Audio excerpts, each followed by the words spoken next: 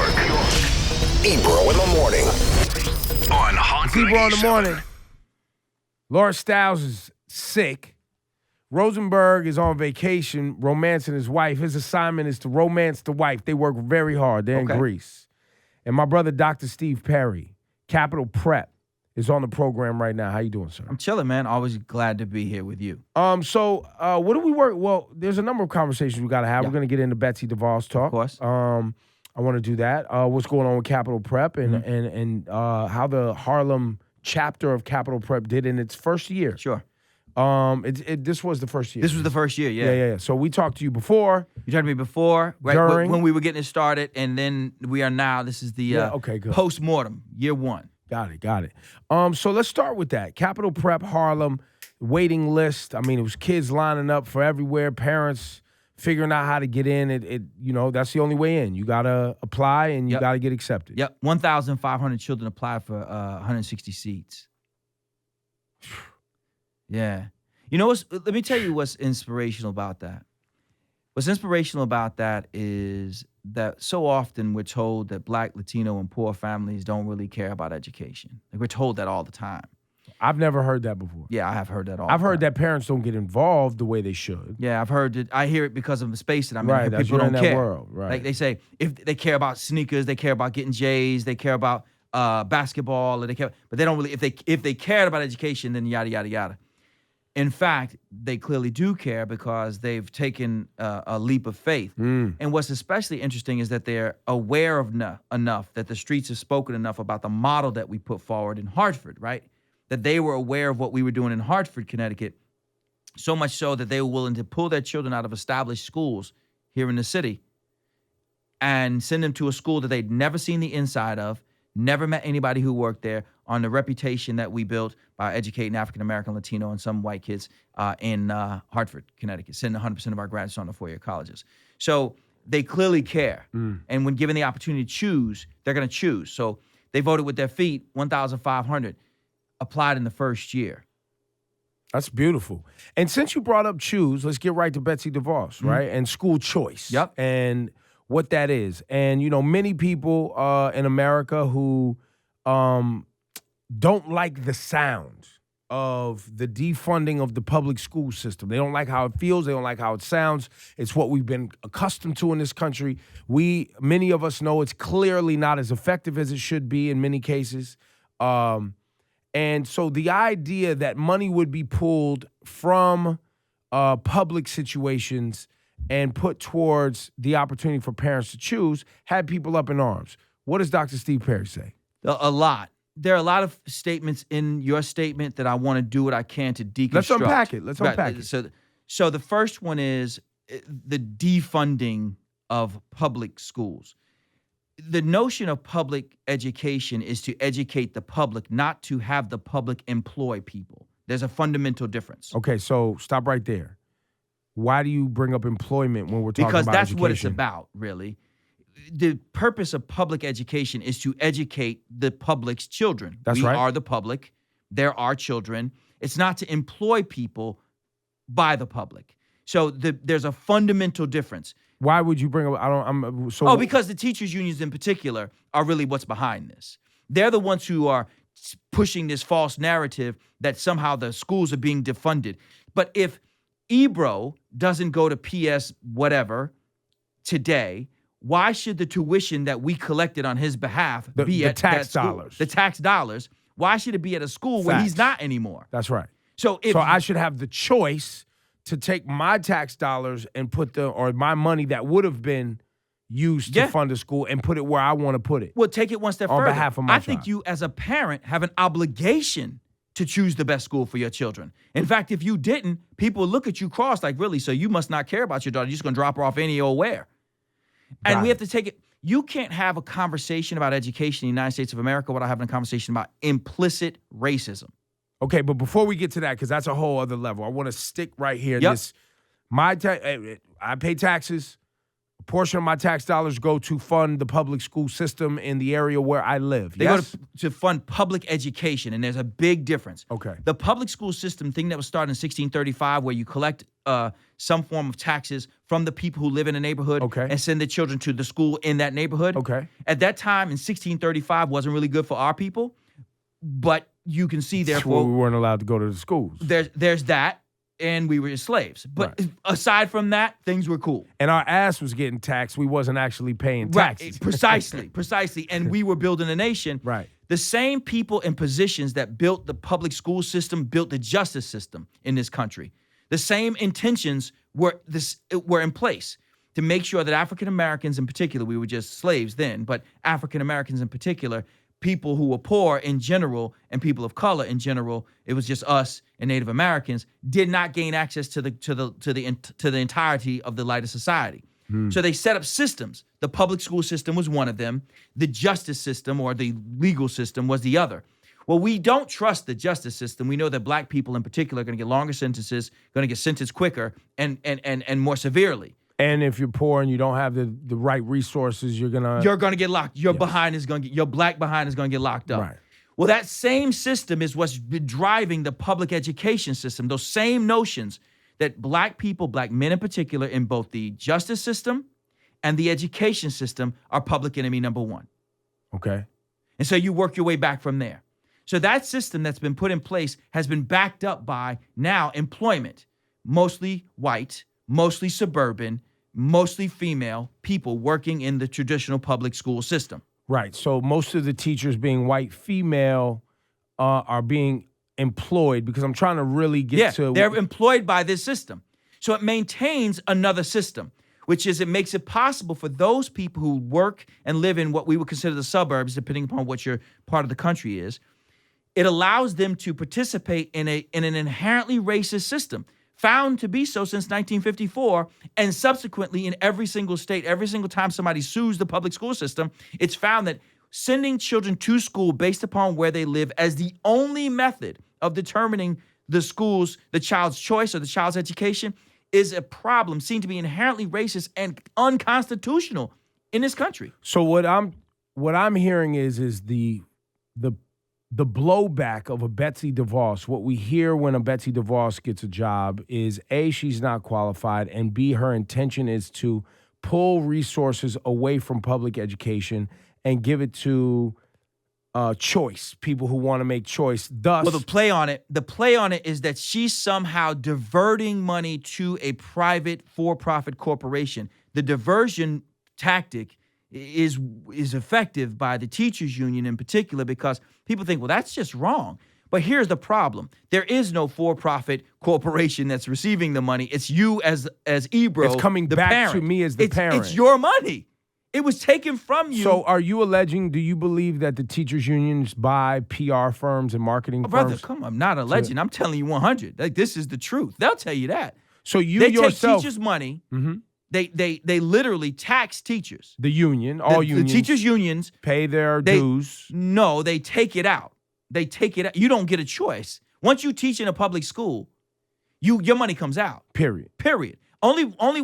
The only other way that somebody can garnish your wages is if you owe somebody and they got a case against you. Other than that, they literally pull your money out. You can say, I don't want it. They're like, that's all right. I'm taking it anyway. And then they use the teachers' money to push candidates and campaigns that most of the teachers don't even agree with. The rank and file teachers support school choice. Ask them where they send their kids to school. They chose where they sent their child to school. The quarrel is not with the teachers. It is with the institution known as the teachers union that is keeping in place a racist system that is destroying the future of the African American community. The reason why there is a school to prison pipeline is not because since 1992 there have been charter schools. It's since 1635 there have been traditional schools that are based upon racism. That's what it is. The justice system and the public education system. Let me scratch around in there a little bit, because I know it's when you use words like racism and these words that are easy for people to tune out of, right? Because there are people who are like, schools ain't racist. Like, what are you talking? You and I know, but and we know what's taught in there, which is often one-sided or mistruths or whatever. Sure. But I want to use language that Because what I hear you saying is there's not only is it a racket, right? But it's also set up in a way that the parents and the communities don't have control. Poor people don't have control. Okay, now that's where I wanted to go. And why is it poor people don't have control, but people with money do? Because you could buy your freedom, as always has been the case. Fred Douglass worked his way out of slavery, escaped slavery and worked his way forward. He was an anomaly, right? But most people who were enslaved had to deal with the conditions that they were in. Okay. Right? Take it one step further. Today, if you figured out the glitch in the matrix, you could use your aunt's address to send your child to a different school. That's what my mom did. Yeah, and it's happening right now. There are people right now who are practicing with their 5 and 6 year olds. What's your address? What's your address? Not because the child doesn't know where they live, but because they have to make sure that when they get into school and somebody asks them what their real address is, they don't mess around and say it. That's what this system has done. It's degenerated to a system where parents have to lie, cheat, and steal to get their children access to a quality education in the United States of America. Just outside the debate, it says, brings your tired, poor, huddled masses yearning to breathe free.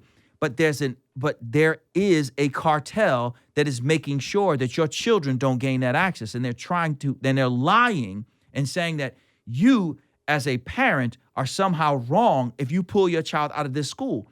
But if you wouldn't send your child as an employee of that school to that school, then why should I send my child to that school? Okay, but let's say I live in a neighborhood and I want my school to be better. What power does a community have over the particular public school if they don't have this? Almost none. Almost none. People, it's awesome that people think that you do, but you don't. You don't have any control over who they hire as principal.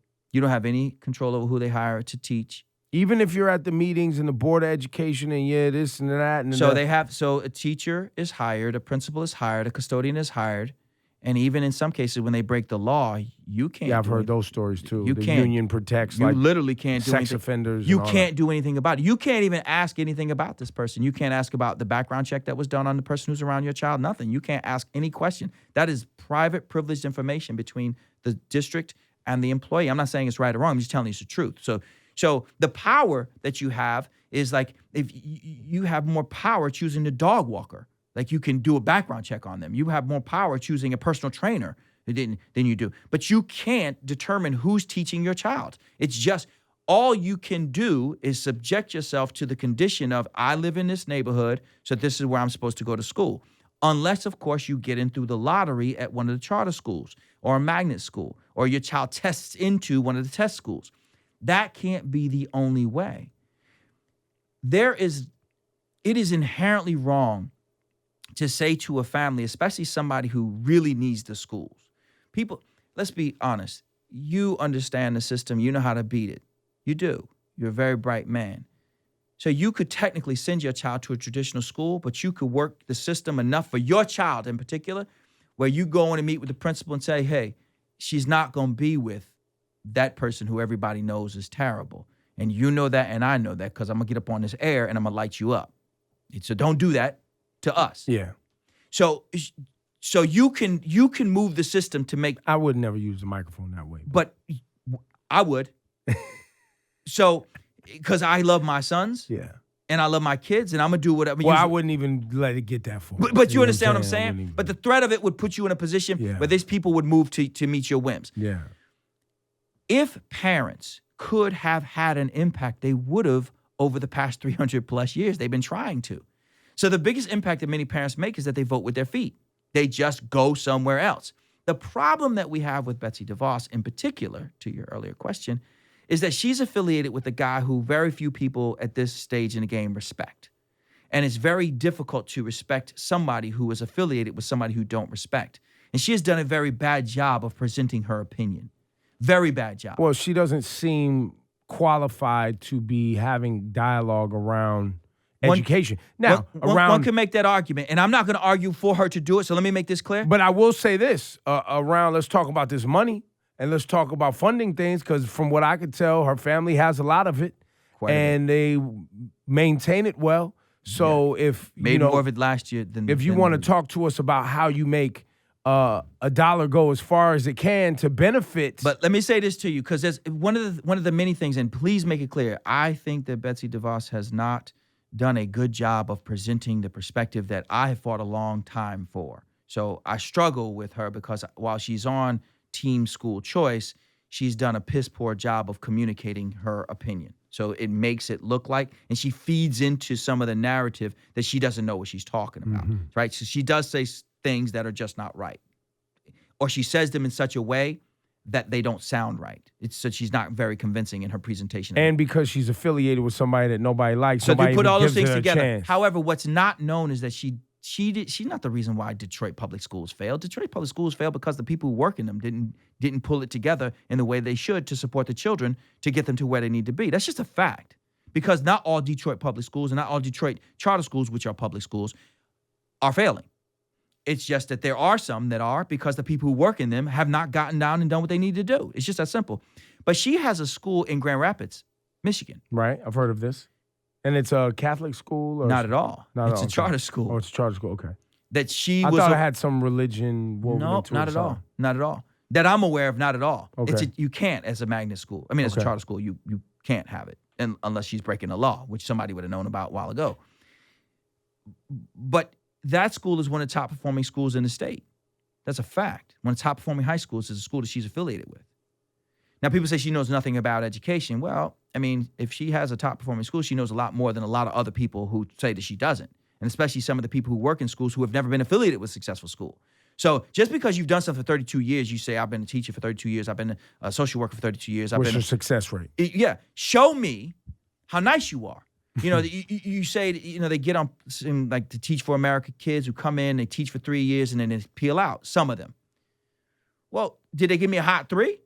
Because I'll take a hot 3 versus a lukewarm 5 or 10 and a terrible 32.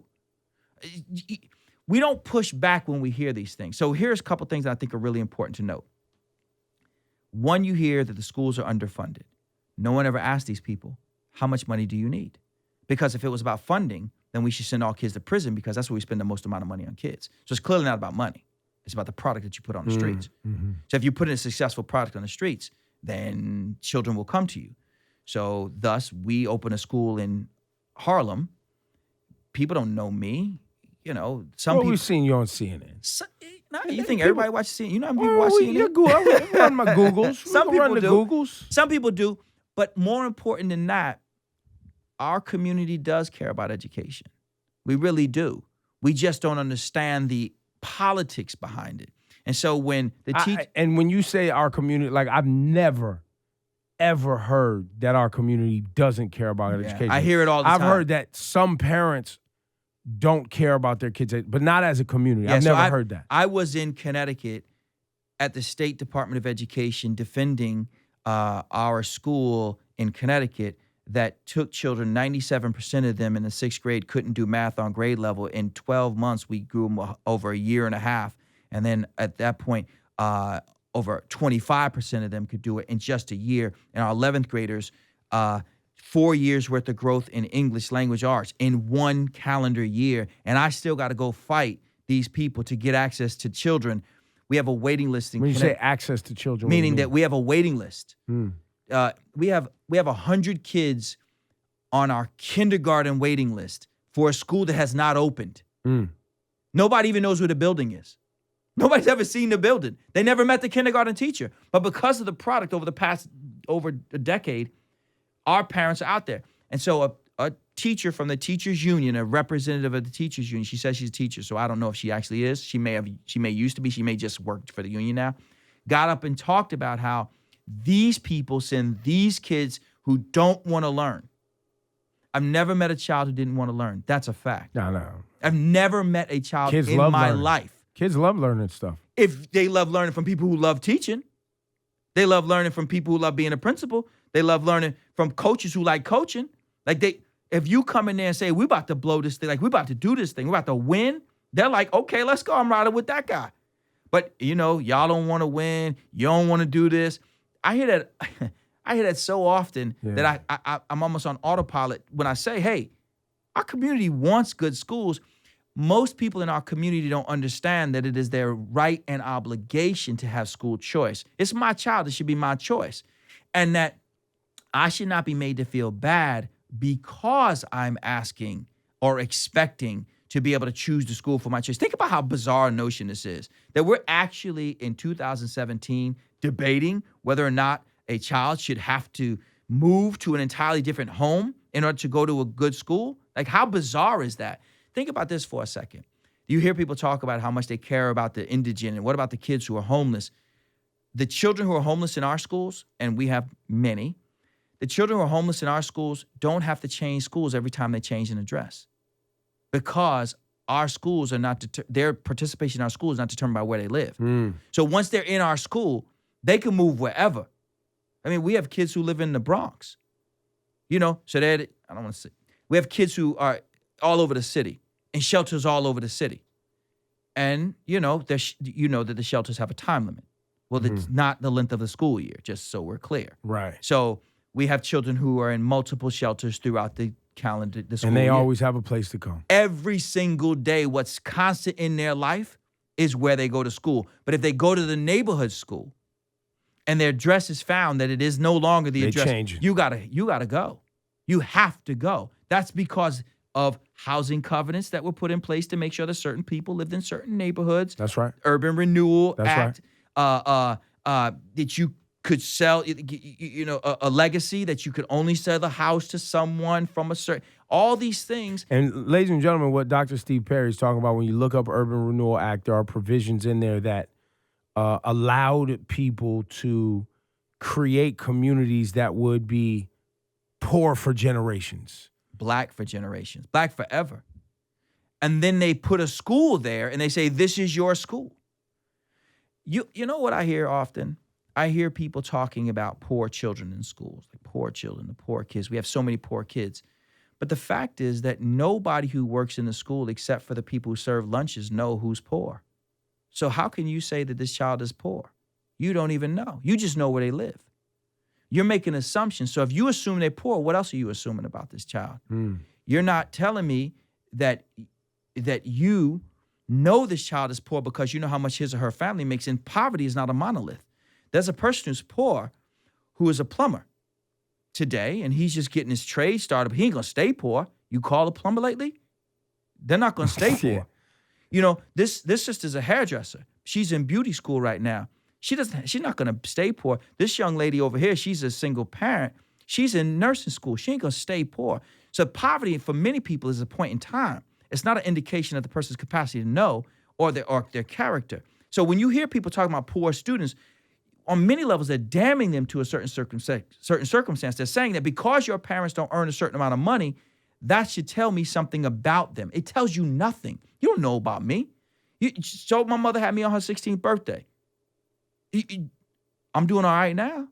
So I want to. The reason the school choice thing, I want to kind of bundle it up, and so people can digest it, is because it's a hot topic. Yeah. And many people don't understand. They really don't. And they don't understand the background. They don't understand this combo is not being had. Right. At least I'm not hearing. No one, but there are very few people, and it's one of many reasons, man, you know, off air and beyond, I deeply respect you because you create an opportunity for this conversation, right? I'm not some celebrity. We're not chopping it up on who's with who. I don't even know. Usually when I come in, you got to tell me what's what, because I just don't know, because I'm that square. But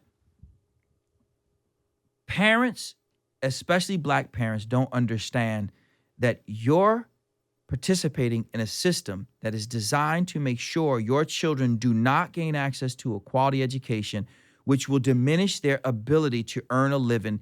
But beyond that, before that, it will impact their self-esteem and their outlook on the world. Their very expectations for what is possible are limited by the fact that they're being sent to schools in which there are grades where no child is reading at grade level.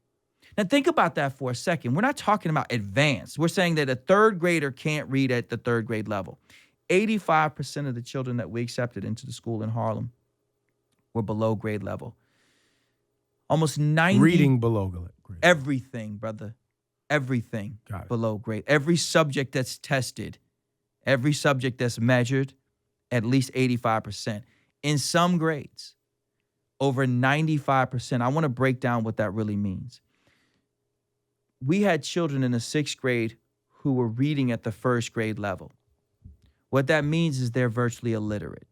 That means that if you gave them a Yahoo article, they could not read it. If you gave them the Cat in the Hat, they could sound out certain words, but they couldn't tell you what they read. It's not because they're stupid, and I want parents to understand, they're not because they're stupid or the parents are stupid. It's because they trusted that when they went to school and the teacher said you made an A, that you actually did retain 90% of the information that you needed. We don't know. I mean, my kids go to our schools. My son still try to hit me with the gas. Dad, I ain't got homework. Are you serious, dude? Do you know where I work? Like, do you know what I do for a living? That's what kids do. I mean, right. The kids. The kids. They're supposed Right. to. I mean, but I'm saying even mine do that. So if my sons who go to my school that I started are trying to tell me that they don't have homework, if you're a parent who's working second shift and you call home, say, make sure your child is in the crib, and you ask her, hey, do you have any homework? She says, no, I did it at school. You wouldn't know. And if no teacher's calling home to say, actually, she didn't do it, and there's no home visits like we do that says that, your child is not doing what he needs to do, and there's no communication between you and the home, and the school and the home, and there's no expectation for your child to do well. If there's no expectation, like this is good enough, she doesn't act wild when she comes to school, she hasn't fought anybody all day, it's that low prison level expectation that creates the environment that ensures that our children will consistently underperform. And then what happens is some of our parents get hip to this and they say, hey, you know what? I heard there's a school they're about to open up the street. I'm going to apply to that one. Or did you know that if you live at such and such address or your child can test into this school, they can have an opportunity for a fantastic life. When that starts to happen, children start to leave the school. Well, if the enrollment of the school drops, so if there used to be 500 kids in the school, now there are 200 kids in the school, you don't need 30 teachers. There's 30 less teachers you now need at that school. Those teachers are still going to be employed somewhere because the kids didn't go away. They're at another school. But the difference is most of the charter schools in the city of New York are not union. So when those 30 teachers leave the union roles, the union can't go and garnish their wages anymore. The union loses power. That's all this is about. And so, once again, you're saying that the teachers union in America is a part of the PR campaign against school choice. Oh, God, this is their whole thing. They are dead set against it. Not only are they against it. Even though there is documented evidence that our public school system in most major cities, and specifically black and brown neighborhoods, are not living up to I'll the take it promise. one step further. Not just black and brown, because you have white people listening who feel like, yeah, good thing I woke up white today.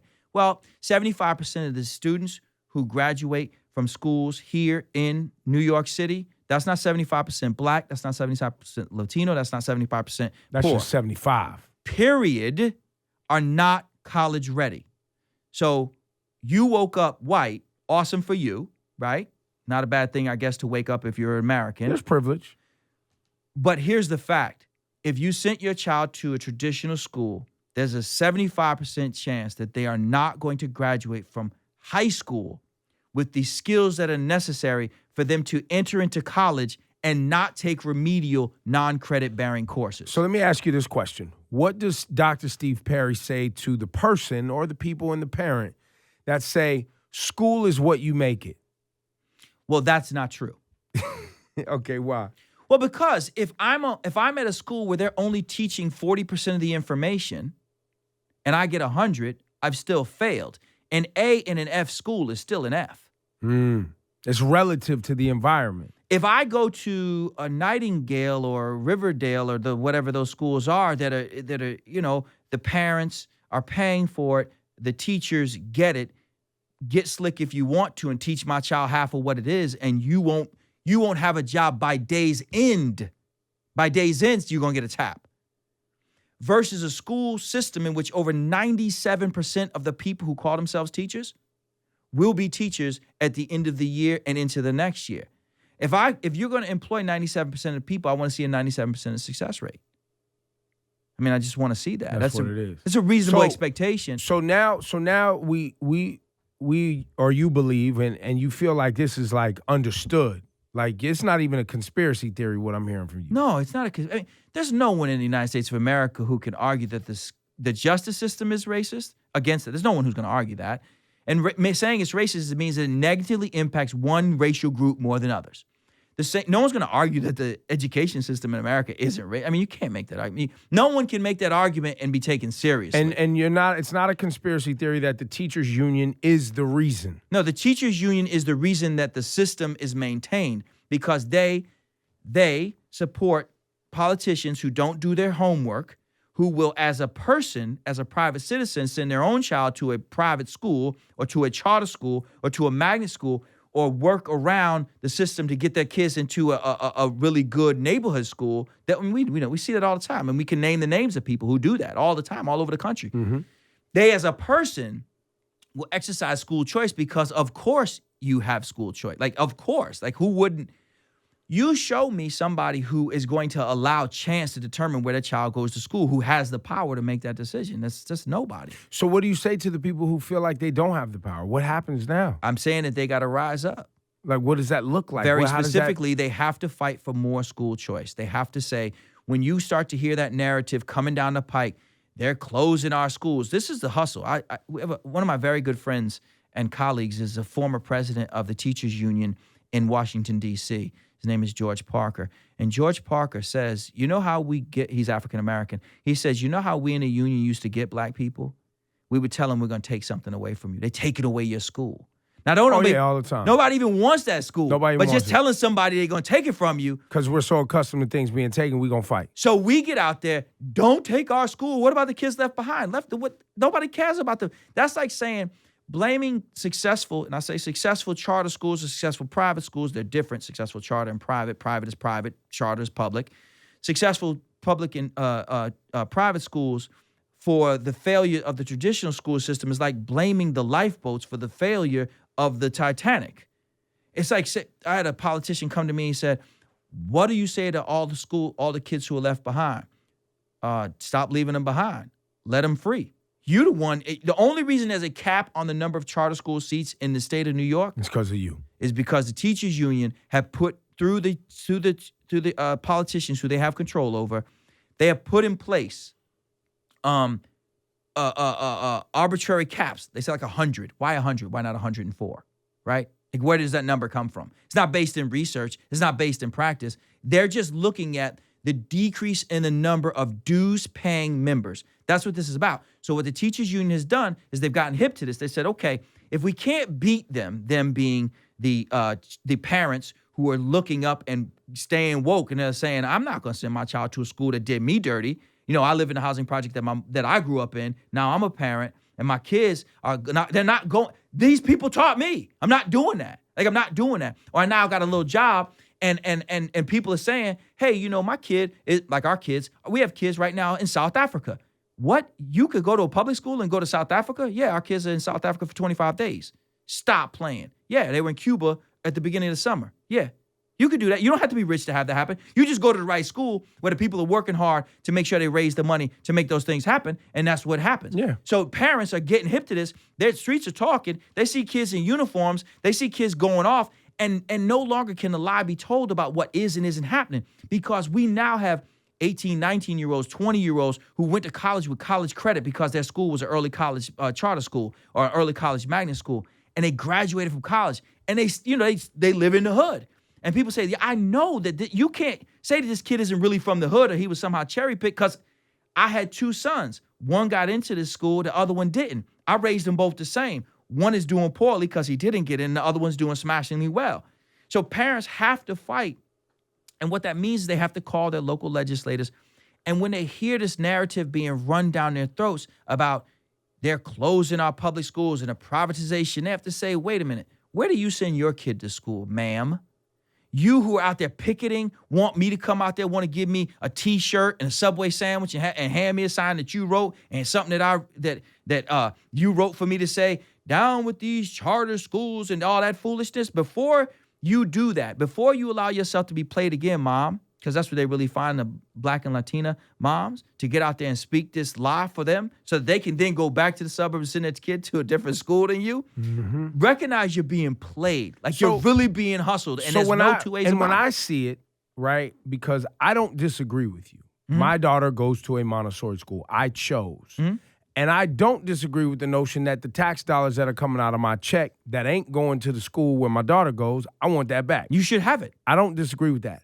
I do, though, have a spot in my heart and my soul for the kids that don't have access. The only reason they're not being... Well, and let me finish. And so short term and even long term, if changes aren't made at a larger scale, what happens to these kids? So if we left it as it is, there's nothing that stops the principals, the lunch staff, the security officers, the social workers, the teachers, from going around to schools like Success, schools like Eagle Academy, which is a traditional school, going around to schools like Democracy Prep and saying, hey, man, how do you do it? Like, can you just show us what you're doing? Just, can we sit down with you? Instead of throwing shade and throwing hate, sit down with them. Go meet the people having success. Success academies, for instance, you know, the whipping post of the other side, because they can play up on racial epithets and and stereotypes, and they can take Eva Moskowitz's name and use her surname and make it seem like she's taking something from you as opposed. Wait, I don't know what you're saying. Because her name sounds Jewish, and so they can play it up like those people are coming in and taking your school from you, when in fact she is a woman who's educating mostly minority kids and sending them to some of the best schools because she's a beast. Like, she's fantastic. Oh, so people come for her because she's white. But literally, they come for her because she's white. It's harder for them to come for me because I'm not, but it doesn't stop them. But this dog's just not gonna hunt. I mean, in this neighborhood, we know but it is what it is. So, but the point is, what could happen today? Okay, is that the people who work in those schools could stop coming up with excuses why the other team is successful, and they can go and learn. In Hartford, there were 49 schools.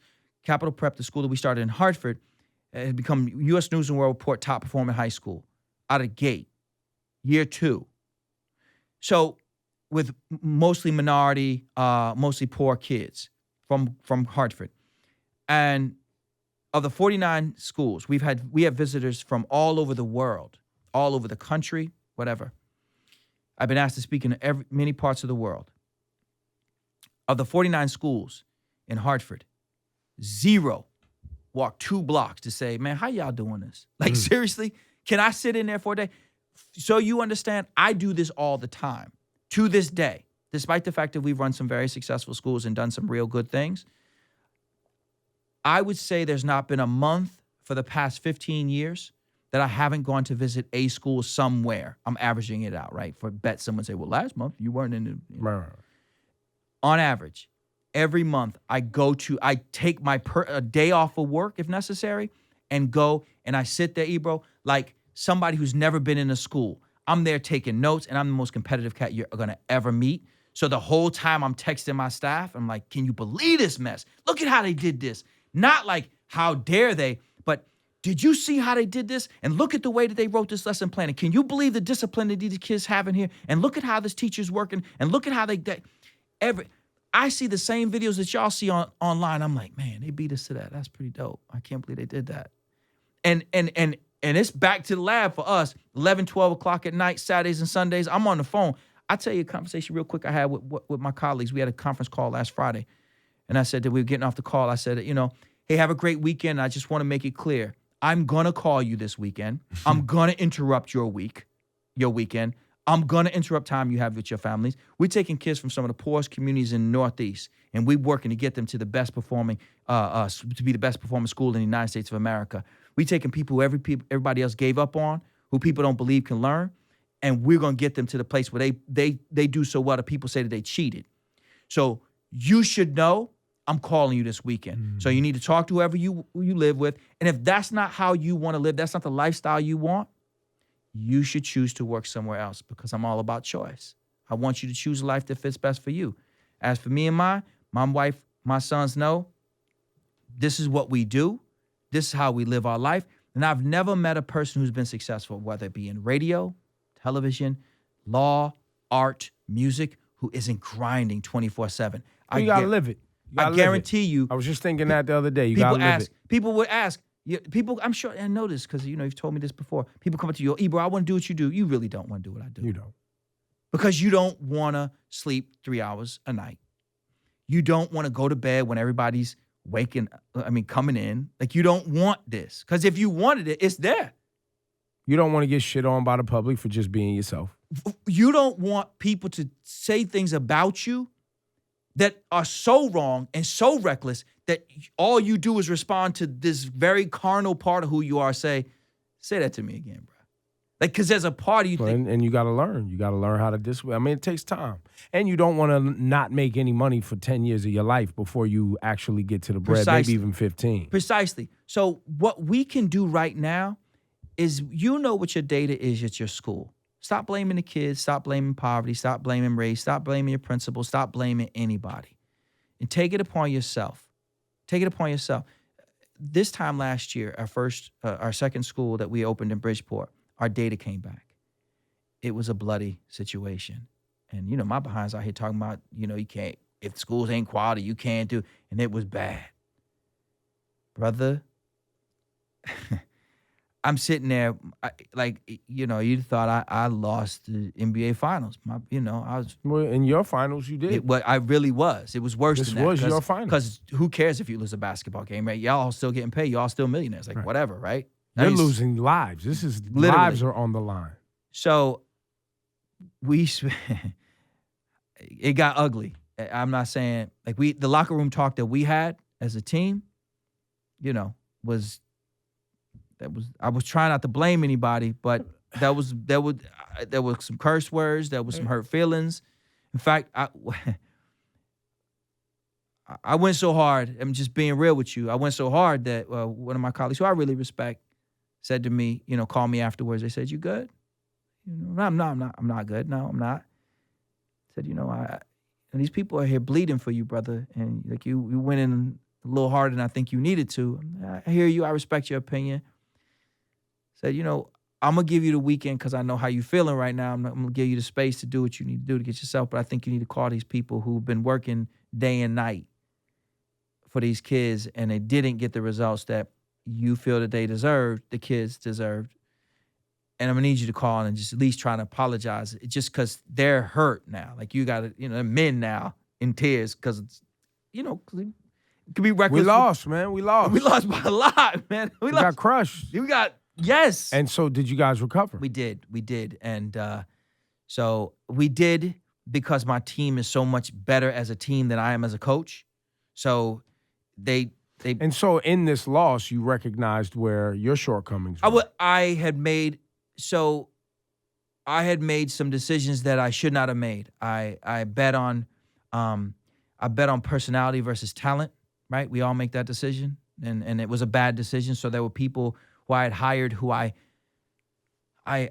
cared about, and I thought if I just invest in them, right? I identified more with them than I did with the child who I really should have been focused on. So, real story, I'd done an observation of one of my colleagues, and I just thought that she just did a terrible, terrible job. And I texted her supervisor and supervisors, and I was really clear on what I thought was one of the worst lessons I had ever seen in my life. And I was really wanting to sit down with them and for them to make this make sense to me, because we're not going to lose. And it was in one of the subjects that we had done really poorly. It was in math. And they pushed back, to their credit, and they, you're being reckless here. Like, you're not looking at the whole story. And, I'm not saying I took well to that, right? I'm still a person. I still have an opinion. I think I know what I'm talking about in this space. But she got the highest scores of any of our schools. I was looking at her delivery. I wasn't looking at the data. And it's easy to do that, and the kids were like, man, she's dry. She's so dry. And so I had this white woman who's teaching in an all-black school, and my kids are saying she's dry. And I'm kind of agreeing with them. I'm like, she is dry. But she's getting it done. Destroying it. Beat everybody on any team I have. Got some of the highest scores that I've ever seen in this space. And so this year, our school in Bridgeport, because we only got what they call the baseline scores for Harlem, so we can show how much we grew the kids from Harlem. I can show you that, but they still have a lot to grow. But in Bridgeport, we had some of the highest growth numbers in the state. We blew the district out, and these are kids that we only have for 12 months. Right. So they still live in the same neighborhoods. They still live with the same mothers. They still got the same, those who have parents who are incarcerated. All the living conditions have remained the same. The only thing that's different is they go to a different school. And that day, like I told you, I was up at the state capitol arguing for our kids, and we had our kids speak. It was just so awesome. One of the little girls said that they will not accept average. And because Capital Prep will not accept average, I can't be average anymore. There you go. That's the work. Do you think this is the last piece of this conversation? You came today for this conversation, but there was another agenda also. So we also talk. So one of the things that we did. But I want to get to that. And the other agenda was just you and I chopping it up, brother. There was a topic. There's a topic we did receive a considerable amount of money from a couple folks, the Koch Foundation, Koch brothers, people who hate on them. I'm just letting you know that they take care of the Koch brothers. The Koch brothers. Now, I've heard that recently, especially because they were not fans of Trump. Yeah. But in the past, people gave them a hard time because they're extremely rich and invested in things that people don't want them to be invested in. Yeah. And I don't want to say the wrong thing because I haven't looked at all their investments, but you're saying that for Capital Prep. Not just Capital Prep. These folks gave $25 million to the United Negro College Fund. People say, well, they have it to give. That doesn't mean I have to give it. I can't tell you how many conversations, if you want to be real, I can't tell you how many conversations I've had with people who we know. Some of us, we'll just leave their names of where they are. Everybody supports what I do. Like, yeah, that's really dope what you do. They're not giving no bread, though. I mean, I got to pay teachers. I got to put kids in buses. That's not guaranteed because you support. Why is it that the Koch brothers catch so much heat? Is it just because of how they made their money and what they're invested in, or is there something else there? I don't know that the how is so nefarious. Most of their money was made through oil and energy that I know of, right? I don't, to be completely honest with you, I really don't know. Tell me is it just because they're in the 1%? Because there is that movement. They're not the 1%, brother. They're the whole different. That 1%. They're the 1% of the 1%. 1%. Yeah, man's worth $100 billion. They're in there though. Yeah, they're the top of there. Yeah, but they're in there. They're still in there. They definitely are. Listen, and so because this is really important that I make this point, because I'm joking a little bit, but the Koch brothers do this event where they bring together the 1%, and so they invite a couple people like me, who are African-American, who are working in the not-for-profit sector, to come in and present. They're creating this fund. They've created a fund where they bring together really wealthy people from all over the country, and they say, here are some worthy causes that you need to put your money towards. 1 second. Sidebar. I just Googled, why do people hate the Koch brothers? Yep. And George Soros, they threw in here so much. They're both billionaires rigging elections to benefit them, and particular parties scapegoat them. Yeah. That's why. Okay. The right hates the Soros because he adds billions to his wealth by inflating global warming. The left hates the Kochs because they add billions to their wealth by downplaying global warming and selling more oil and gas guzzlers. Okay. There it is. Everyone in between hates both because they use their wealth to buy politicians. I think anybody who has money does that. Yeah. I mean, isn't that what they do? Like, that's why they're taking... Well, I think a lot of, and I have this is a sidebar, I'm going on a tangent, but, I have this discussion on the air a lot, is people forget where they live. People forget they live in America. Yeah. They forget they live in a capitalist society. And the way the balance of power is right now between the haves and have-nots really frustrates people to no end. And the have-nots are really trying to get the balance back.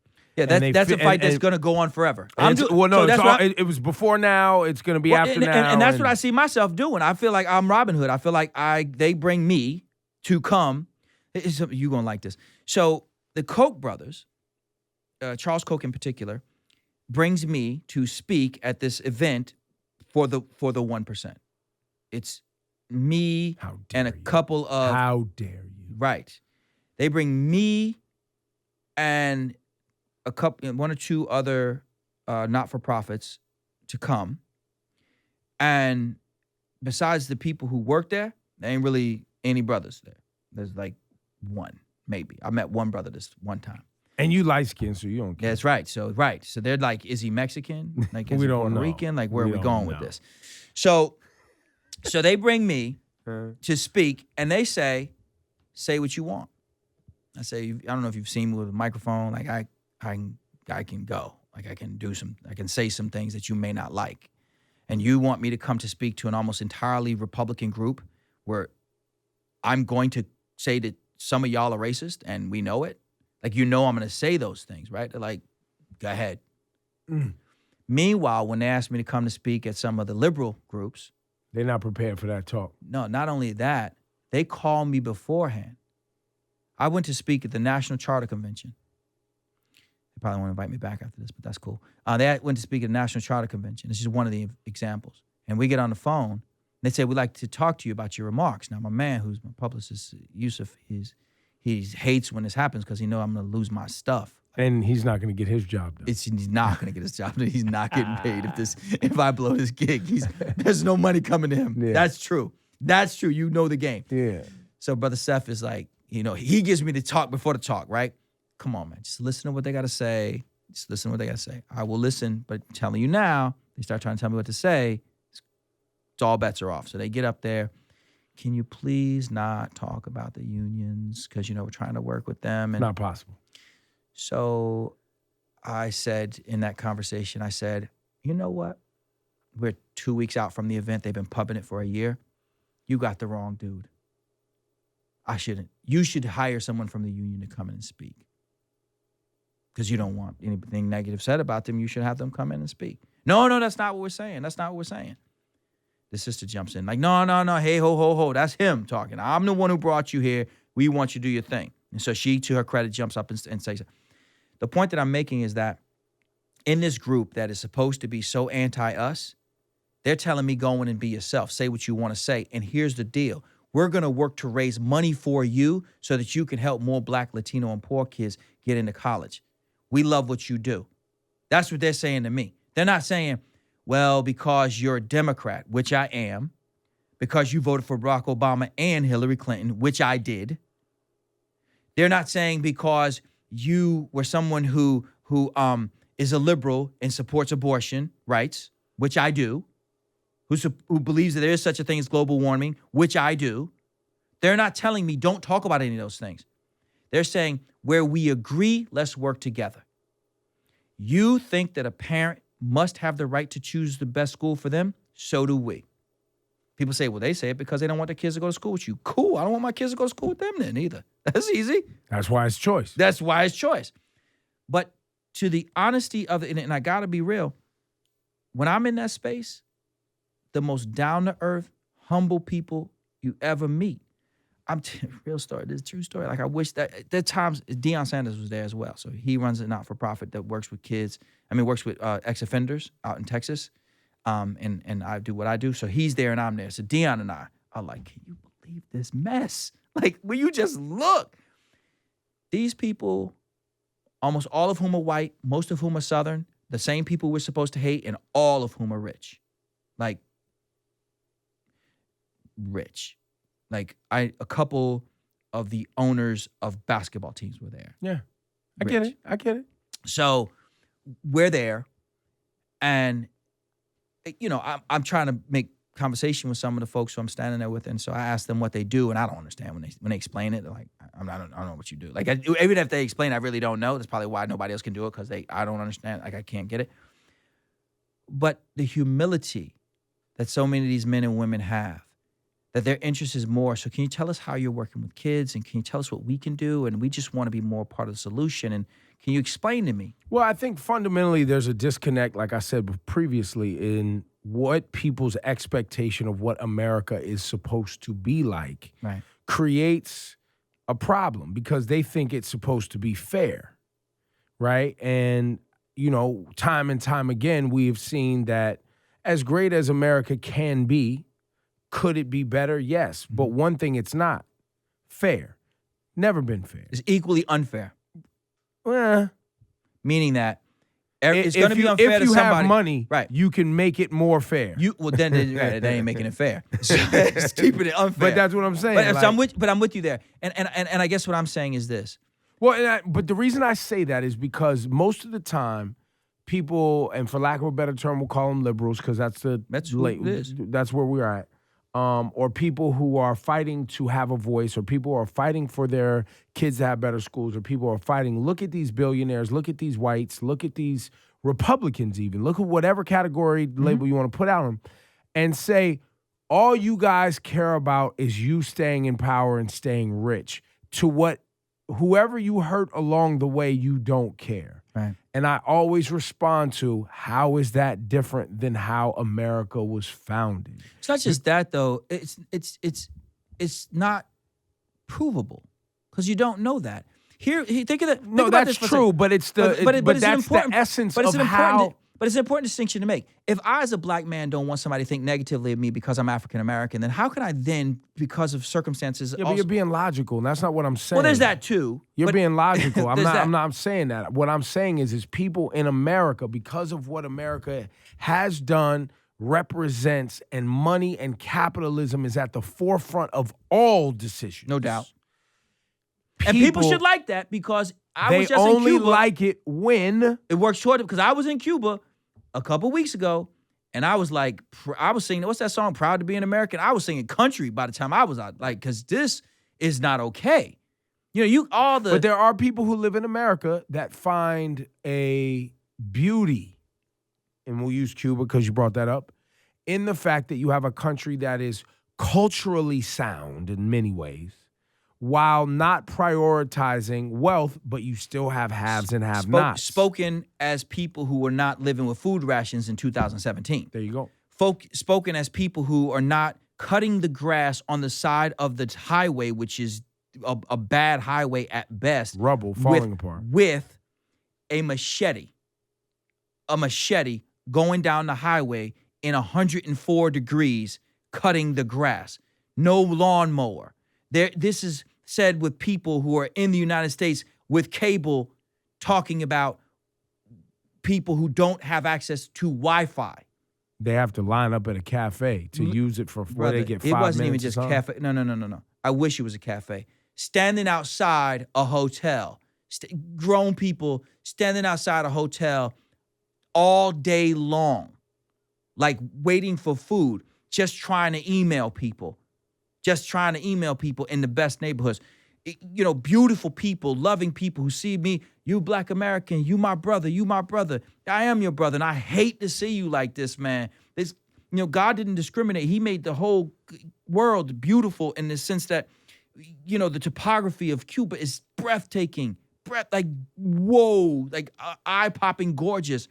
But the dilapidated structures that you see there, it's real easy from the United States of America to look down there and romanticize what happened in Che and Fidel and all that. That's dope, right? Except for the fact it's not dope. It's not dope because there are as many Cubans living outside of Cuba as there are living in Cuba. That's real. 12 million. And so even the people, everyone we met to a person was like, man, I'm trying to get up to the U.S. Like, how can we make this happen? Of course. And they should appreciate the beauty of their culture because there was a great cultural pride that they had, and they should, because it's an amazing group of people who we met in the brief time that I was there, a week and some change. You don't know a country in a week. No one does, any country. But to see that this is a country, the U.S., where there's still disparity even here, and that disparity is maintained. And there are people who have resources, and they're saying to people like me, literally, man, I'm at the point where I'm on the phone begging people. Like, I'm on the phone talking to people like, yo, man, I love what you do. Man, come on then. I'm trying to fund these schools, man. You're not even putting the money in my pocket. There are 3 people on staff, like I'm the head of schools or the CEO. There are 3 people on staff who make more than I do, significantly more than I do. When the 990s come out, y'all will see it because people look at those things. When the tax returns come out, you'll see like, wow, he's not in charge of. Yes, I am, but I pay people more than because I just need them because they're so important. You know what I mean? You pay them what they're worth. Pay them what they want. And I'm not going to catch up to them anytime soon, and I'm okay with that, right? When I have access to people, black or white, rich or poor, gay or straight, Republican or Democrat, conservative or liberal, who say, let's work together. Let's work together to help kids.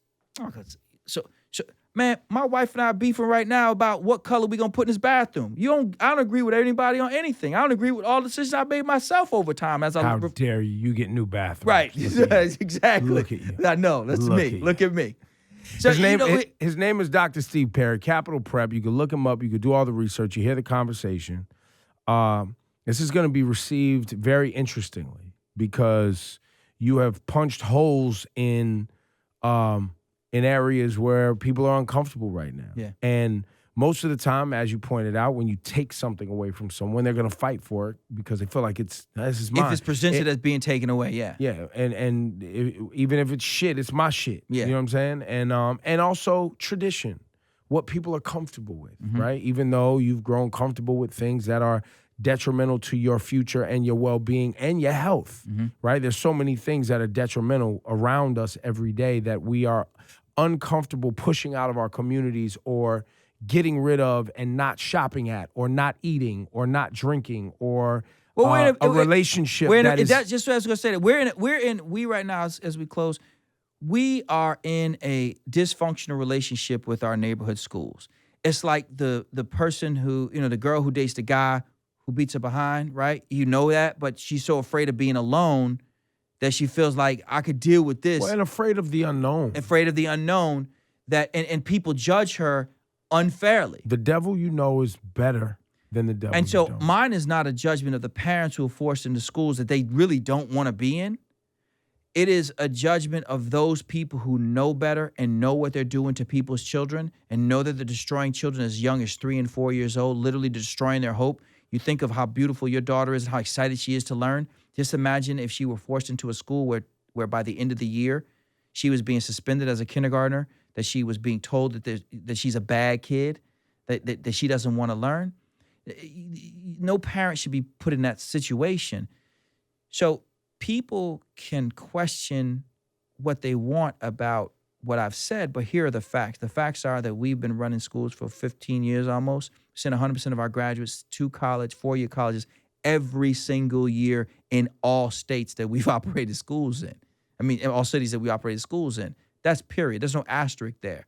And you can say, well, what about this or what about that? But you can't, every time we're successful, you can't try and undo the success because it doesn't fit your narrative. I'm telling you what it is. So let me ask you before we go, agree or disagree that state schools should be free? I think state college. Yeah, I understand the question that you're asking. I think that it, in theory, would work really well. Here's the problem. The next question is, how much more money do you expect to pay in taxes in order to make Where's that money come from? Happen? So the answer, nothing's free. Well, say it. Nothing's free. Well, there you go. If state school is free, somebody's paying. In Cuba, they kept saying, but this is free. Like, but don't nobody want it, though. Like, I'll pay for it. No. Right, and sometimes free ruins the quality, and sometimes. Well, in many cases, it does feel like it does diminish it, right? If someone says it's not a diss against a public defender, do you want a public defender? Do you want to pay your own attorney? OJ didn't get off on public defenders. Like he paid people to defend his behind, and it worked. So if you ask me, do I think they should be free? The answer is of course, right? Who should, if college is required at this point in the economy, at this point in history, then the answer is yes. But this is where we don't go. But what are we not going to have as a result of that? And what is the quality of this free thing? Well, right. And because in a college experience, private colleges don't outperform public colleges. That's the truth. So if you go to University of Michigan, you're going to a great school. I mean, that's just the truth. Mm-hmm. And if you're going to many of the state schools in New York, you're going to really solid schools. Especially now because so many parents or kids who are really solid students just don't have the money. Like, who wants to spend $70,000 a year to send your child to 1 year of college? I don't care if they came out and they were a banker. It's going to be real tough to make up that money. These are just hard numbers to break. And if you paid for high school and school before that, you're talking about a family that spent in upwards of $1 million to educate a child.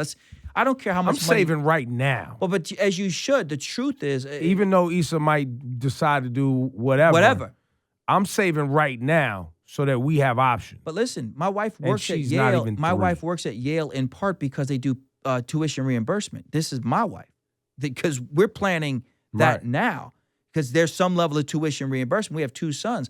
There's a person who's a very famous newscaster who has 3 children, and she was telling me last year at Essence, she was saying to me that she's here in New York. She has 3 children below 9 years old, and she's spending in upwards of $65,000 a year for elementary school, and 2 were in pre-K. Yes. Like you say that, like, of course. Yes. No, that's what's happening now. I'm not saying, of course. No, but I'm saying, like you say, like, yes. Yes. And so for some of us, that's like, I'm paying college tuition now. And people don't understand that. I'm paying college tuition now because the public schools in my area, I don't feel are up to speed for my daughter.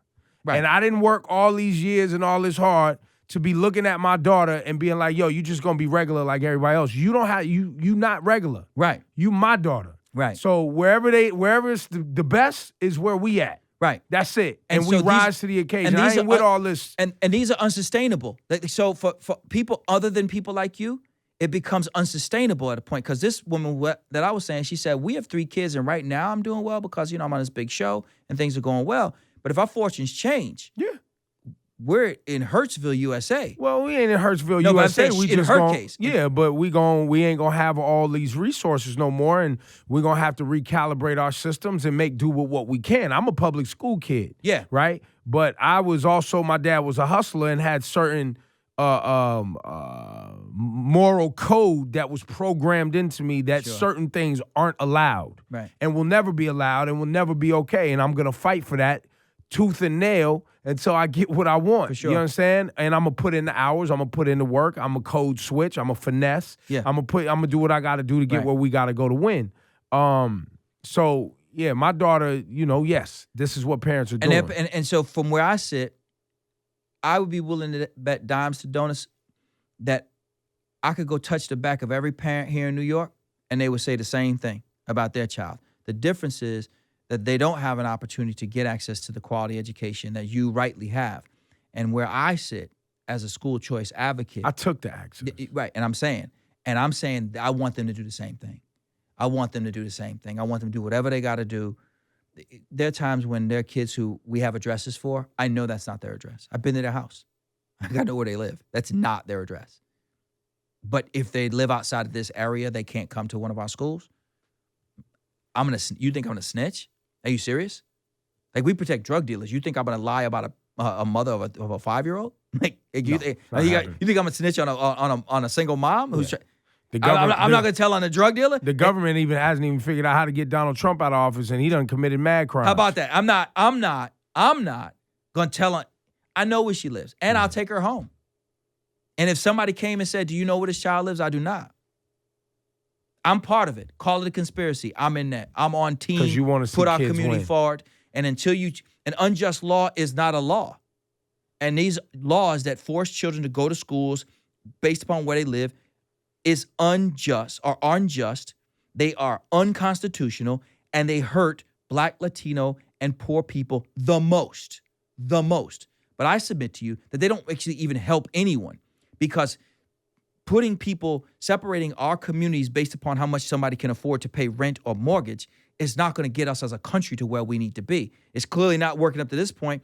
We have kids coming into this country from all over the world, can barely speak the language, but they daggum sure will be the valedictorian at your child's high school. Absolutely. And spike their diploma on the way out after reading a speech that you could barely understand what they were saying, but they knew what they were saying, which was, got you. Came here from Sudan, came here from the Middle East, came here from China, picked up on your stuff as a freshman because the school system that I came from was so good that they positioned me that at 14, I could beat you. We had kids who came to us in Hartford from Iraq, not speaking English in the 9th grade. Iraq, A war zone. refugees, literally refugees. The whole thing, sneaking out, walking miles, boats, dinghy, whatever.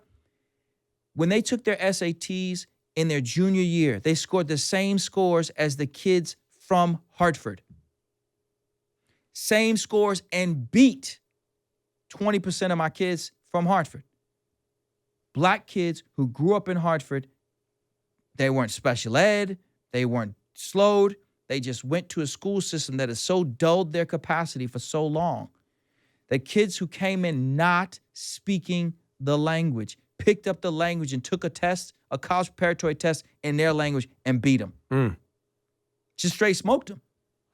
His name is Dr. Steve Perry, Capital Prep. Look him up. It's always good to build with you. Always, brother. And when are sign-ups, or did that already happen? So this year we already did it. Damn. I know, right? We do it in the spring. Parents should know if you haven't applied to. Can they go on a website and just get the email? They can go to wearecapitalprep.org. wearecapitalprep.org. And they'll get an email like, sign up now, get on the list. Yes, they will get something like that when they apply. But Why you say it like that? Well, because we have right now 1,000 kids on the waiting list in Harlem. So what does that mean? That means if I was to sign up now, I'm 1,001. You are. But it's lottery, yes? It is, but the lottery has already occurred. So you For this year, but I mean, get in there. So they would need 999 kids to come and go from their grade for them to get the seat this year. No. I know it's not going to happen this year. Next but I'm year. saying, Next year. Yeah, next year. No, just get in there. Get in the. Yeah, for next. Well, they pot. would have to apply next year. And in the meantime. Well, no, get the email. Yeah, get the email. But in the meantime, what they can also do for real is, as they hear conversations like this and others, push back, ask questions, ask me questions. Go on Twitter, go to at Dr. Steve Perry, and say, man, I think that you're wrong. Don't tell me I hate teachers again, because that's old. Like, you sound stupid. Nothing I said hates anybody except for those who hurt hate my whack kids. teachers. I do. I hate anybody who hurts my kids. That's true, and that could be parent, teacher, principal. Now let me ask you anybody. this: do you hate individuals that claim they want to do a job but don't want to do a great job? I don't hate them as a person. I just will fire them. That doesn't mean you hate them. You just there are people who I fired who I actually genuinely like I've had to the house and would have again. Like, there's this one brother, he taught Spanish. Well, he was a Spanish teacher, and I know he spoke Spanish because I heard it, but he more so performed Spanish because he was the only person in the room who knew Spanish. And I said to him, I sat him down. I said, bro, if I had a sister, you could date her. Like, you're dope. You're just a good dude. He was a single dad, just a loving, really nurturing guy. You see him with his daughters, like, man, like, I want to be a dad like him. But you don't know how to take the information that's in your head and put it in other people's heads. And that's not. And that's a certain skill. Listen, brother, that's a skill. You know as well as anybody, just like you do this for a living. There are people say, I could do that. Do it. Get on air for 6 hours and entertain 3 million people. Do that. Entertain, compel, emote. Do be it transparent. and beat me. How awesome would that be? You'd make me better. Steel with sharper steel. So I don't have a reason to hate any of it. It's so funny as you say this, because I was coming up because I hear about the public beefs between people, and I think, really, is that what we do now? Like, did we get the whole Biggie Pac thing? Like, is that how we are? Have we not? That depends. It's sport. Some of it is sport that gets out of hand. Some people take, but this is what I'm saying. Some of it is sport that gets out of hand. People don't know when enough. Like, they don't know when to stop. It's well, that's a maturity thing. Because they don't know when to stop. That's a maturity thing. And then some people feel like, when they are having a public skirmish and that's how they feed their family, if somebody's trying to hurt their, their brand, which hurts their income, which they take personal, which goes to another level. But it's made its way outside of the typical places. So I've actually seen it now where there are these people who are educators or educated who grew up on hip hop like I did and listened to it like I do, and want to somehow emulate that. Not the, my Twitter. I mean, not my Twitter. My Pandora station is always Public Enemy. So I'm constantly listening to what made me fall in love with hip hop. No wonder you're so aggressive. Pardon me? No wonder you're so aggressive. Man, so it's just awesome. Got a letter from the government. It's just like the other day. Look at him. Like Dr. Steve Perry. Look, he's ready. You don't even understand. Like, I'm in the gym. PE as loud as it could possibly be. Like, I feel like it takes a nation of millions. Like, I just, anyway. But the point is, got PE going, right? I'm listening to what they're saying, and I'm listening to how they want us to, you listen during that time, Farrakhan was saying, talking about DJs, like, you're not going to get on here and destroy, like, you're not going to do that. You're using our music to destroy. Like, this is what we were building on. Mm-hmm. And to hear people who are supposed to be saying that they're inspired by hip-hop, taking that same art form and using it. And again, I see people call themselves academics talking about each other. I mean, look, there's records I play that sometimes I crack them out. I'll be like, yo, what did he say? Right. Nah, we not doing that. It happens all the time to artists that I personally like. The Future record, Mask Off, and he was a Percocet. Molly Percocet. I was like, we not playing that. I'm not playing that at 8 o'clock in the morning. I don't even know. Now, if that had something to do with the song, I don't even know. If it was a metaphor, right? No, not even a metaphor. Like, you was admitting that you have a pill problem and you are addicted to pills, and that was like what the song was. I don't even know what the song's about. What does that have to do with anything? Nobody could tell me. I couldn't figure it out. We not playing this at 8 o'clock in the morning. It's phenomenal in the strip club. It's phenomenal at 11 o'clock at night. Right. It's phenomenal in your own personal whatever, but it's 8 o'clock in the morning in New York City. Right. It's like drinking soda in the morning, right? We're not doing that. Right. And so to that point, so for me, it doesn't do me any good. Teachers from all over the country wouldn't be calling me and saying that we would love to work with you, come out to our community, do what it is, open more schools and all over. That's our challenge right now, Ebro, honestly, is I go to different communities and I'm just so hungry. Like, I see, like, man, wouldn't it be dope if we could open a school? Like, I meet these kids. I'm in places like Tulsa. I'm in Clearwater. I'm in Dallas. And meet these kids and like, damn, man, give me access to that little brother. Like, hold that little brother right there. Just get him, get his boys. Like, I think when I was in Cuba, I saw these kids. Sometimes white people can be really interesting. Some white people can be really interesting. There was a tour with us. We brought our students, and then a white school from, I hate to call it that, but that's what it is, from California was there with us. And they were taking pictures with the kids that they saw sitting out there. And I'm like, what are you doing? They're not savages. Like, why would you do that? That's just mad disrespectful. Like, imagine if I went to your neighborhood and you start lining up people on your cul-de-sac and making them take pictures. Found some white people. Right. Like, so look at them. They're so pretty. Right. And they like, can I sit in the middle of them? Can like, I touch your hair? Your right. skin is so nice. But while I'm seeing these kids, I'm seeing the same guttural swag that so many of my kids have, and I'm like, and I don't understand the language that they speak, but I'm thinking, damn, man, like, I could with these kids do some stuff that y'all would not. Because like, their fabric is so you incredible. have no idea what these do. Like, you look at them and you see just like, let me take a picture with them. I look at them and I'm thinking, oh man, you have no idea what's burning that kid's chest. Like, he hates you right now. He has code switched and he doesn't even know that he code switched. He let you take a picture with him. But he's talking about you in Spanish, like, look at this stupid girl over here. And you're like sitting there and you don't even get it. But if y'all gonna come to Cuba and spend your money, that's what we gotta do. He's sitting here and he's sitting here here doing it. And I'm thinking, man, if I could teach this kid what he doesn't understand. Like, he intuitively knows that there's something wrong, but he doesn't know that he actually is sitting right in the break in the matrix. Like, he's right there. What he's doing right now, because he's not acting like they're expecting to act. He's not shucking and jiving. He's not doing any of that stuff. He's sitting there and giving them what they want just so he can get what he needs. If he understood how to beat this system, oh my God, what this kid, that dude right there is special, and they're missing it. So the challenge for us is we wanting to be in a space, and truth is, the people who are giving us the most shine, the a couple Black and Latino Democrats here in the state who are working hard, but it's mostly Republicans who are like, yo, if you want to help your people and you want to give them choice, you don't trust the government, we don't trust the government, because that's what their whole thing is. They don't trust the government. Well, they want less government involvement. And honestly, so do we. A quality Republican, not this other thing that it's become. Yeah. Those are, but the real Republicans were less government. Right. When I spoke to them there, I said, you think you don't trust the government, grow up like a Black man. Like, grow up as a Black man. You see somebody who has anything on that says government, you're like, that dude is a problem. Dr. Steve Perry is always great, sir. Capital Prep. Go check him out. My man.